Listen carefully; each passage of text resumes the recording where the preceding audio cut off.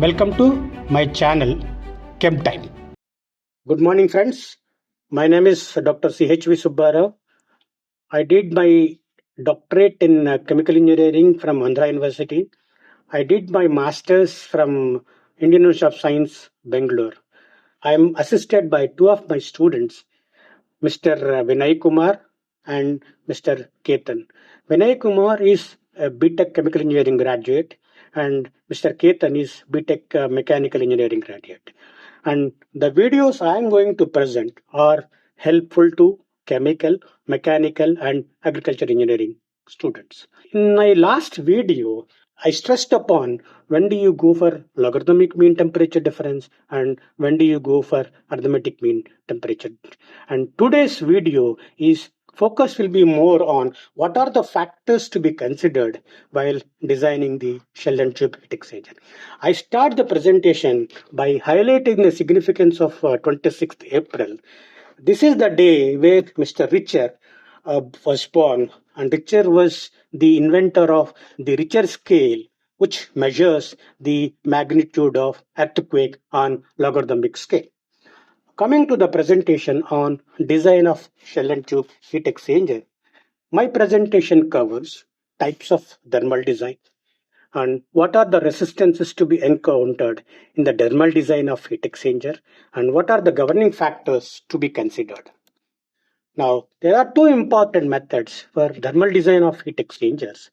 They are LMTD method, that is logarithmic mean temperature difference method, where you calculate the heat exchanger area based on the logarithmic mean. The second one is NTU method. This NTU method is useful when somebody wants to assess the performance of an existing heat exchanger.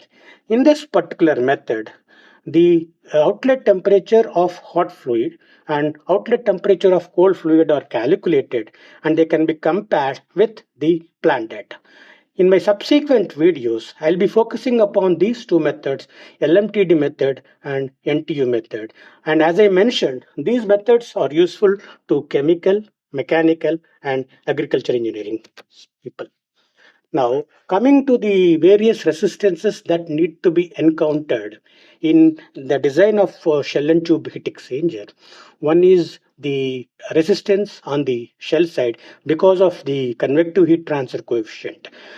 As we know, the reciprocal of the heat transfer coefficient gives us the resistance on the shell side because of convective heat transfer coefficient. Similarly, the resistance on the tube side because of the convective heat transfer coefficient.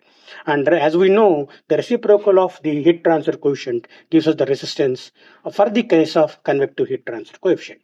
So resistance on the shell side, resistance on the tube side because of the convective heat transfer coefficients, tube side fouling resistance and shell side fouling resistance, and resistance due to metal wall because of conduction. These five resistances put together gives the overall resistance for the design of heat exchanger.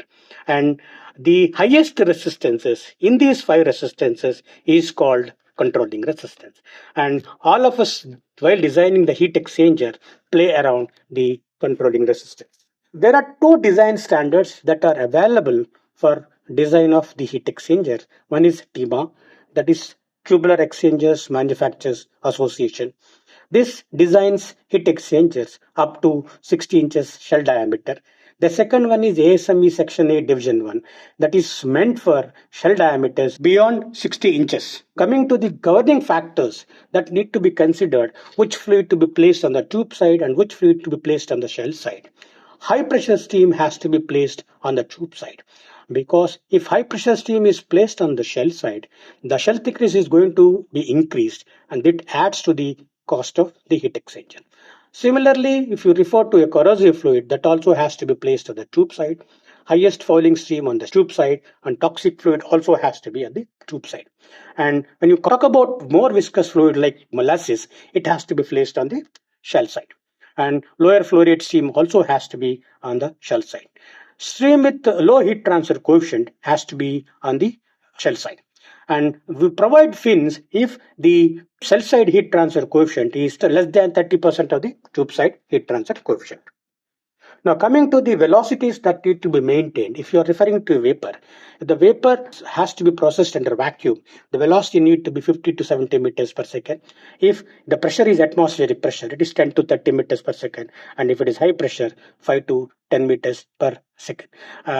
In case of liquids, the process fluid, the shell side fluid has to be 0.3 to 1 meters per second, and tube side fluid has to be 1 to 2 meters per second.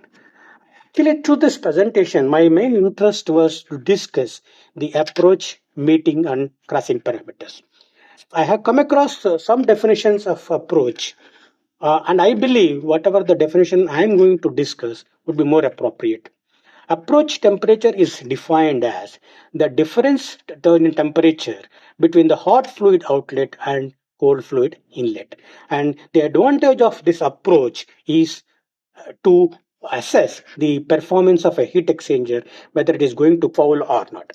That is done by defining a parameter called approach parameter, which is defined as the outlet temperature of cold fluid minus inlet temperature of cold fluid by the inlet temperature of hot fluid minus inlet temperature of cold fluid. For an existing heat exchanger, the inlet temperature of hot fluid is fixed. Similarly, the inlet temperature of cold fluid is also fixed. That is, in the approach parameter A, the denominator is fixed. And if the heat exchanger starts fouling, the outlet temperature of cold fluid starts decreasing. The difference between the outlet temperature of the cold fluid minus the inlet temperature of cold fluid starts decreasing. So the approach parameter starts decreasing. This suggests that the heat exchanger is started fouling, and we need to clean the tubes for reducing the fouling. Now, these are the parameters, the approach parameters that are to be maintained, approach temperatures rather, that are to be maintained depending upon the utility we are going to use. The utility is air, approach temperature has to be 15. If it is steam, it is 10 degrees, and if it is cooling water, it is 8. The other important parameters that need to be accounted are crossing and meeting point. I have shown in both cases, parallel flow as well as counterflow, the crossing in heat exchanger. Here, as we move along the heat exchanger, there is a drop in temperature between the hot fluid and cold fluid. At a particular point, if the hot fluid temperature becomes equal to the cold fluid temperature, we call it as meeting. And for some reason or the other, if the outlet temperature of cold fluid becomes more than the outlet temperature of hot fluid, we refer to this as crossing. And normally, crossing never happens. And if you come across crossing, that means you need infinite heat transfer area. Now, all these parameters, the approach parameter and the crossing and the meeting, can be defined by a single parameter that is called G parameter, and this is proposed by Wales in 1981. This is defined as the outlet temperature of hot fluid minus the outlet temperature of cold fluid by the inlet temperature of hot fluid minus inlet temperature of cold fluid. If G is greater than 0, we refer to temperature approach. If G is equal to 0, we talk about the meeting, the temperature, both a hot fluid temperature and cold fluid temperature becomes equal. And if G is less than 0, we refer to temperature cross.